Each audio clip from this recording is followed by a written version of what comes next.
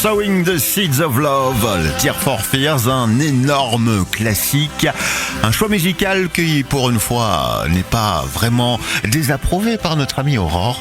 Ça va, ça te plaît? Allez, oui, ça passe. Ça passe. C'est même pas vraiment le top. Non. Ah bon, ben merci à toi. Bienvenue dans nos studios, 7h23. Nouvelle édition du Pense-Bête pour toi. En ce jeudi matin, on t'écoute. Alors Ben, hier, je regardais le journal télévisé à l'affût d'une idée pour le Pense-Bête d'aujourd'hui.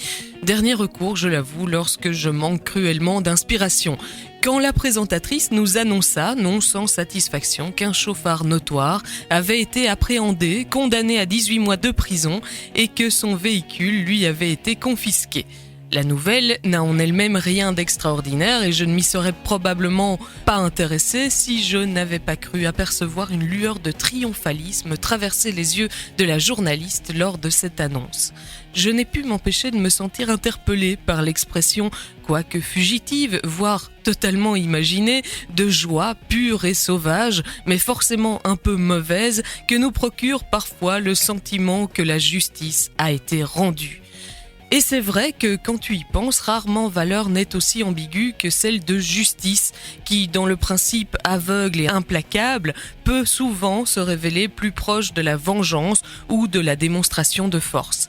C'est que s'il est important de faire respecter la loi avec impartialité, il est sans doute tout aussi nécessaire pour le pouvoir chargé de cette tâche de démontrer la sévérité de ses sanctions et pour ce faire, quoi de mieux qu'une annonce publique au beau milieu du journal télévisé.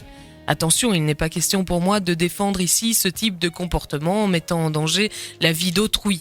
Je constate simplement qu'alors que, par chance, personne ne semble avoir été blessé, il devient paradoxalement d'autant plus urgent de faire de cette affaire un exemple afin de couper court à toute tentation d'imitation et puis calmer le sourd sentiment d'injustice qui pouvait titiller le citoyen lambda que le PV pour excès de vitesse arrive encore à modérer.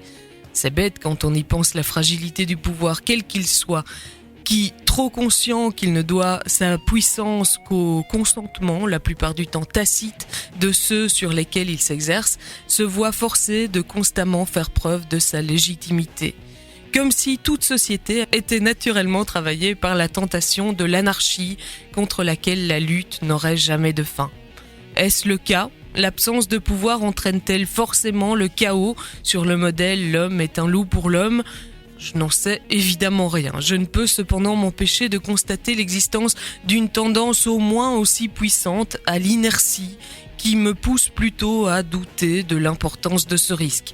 Par contre, mais sans doute est-il là plus question de foi en l'humanité, j'ai conviction que plus on accorde aux gens de prise sur leur propre destin et plus ils se révèlent conscients et responsables.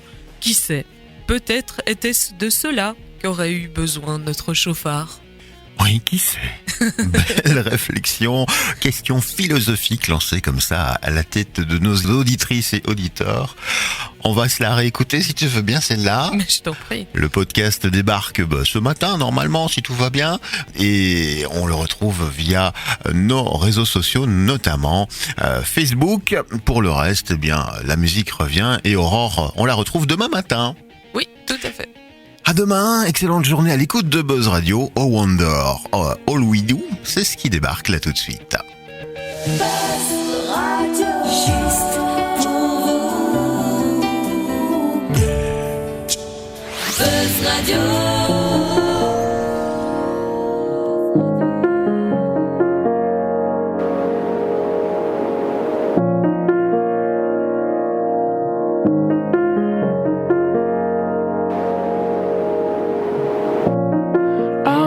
Is hide away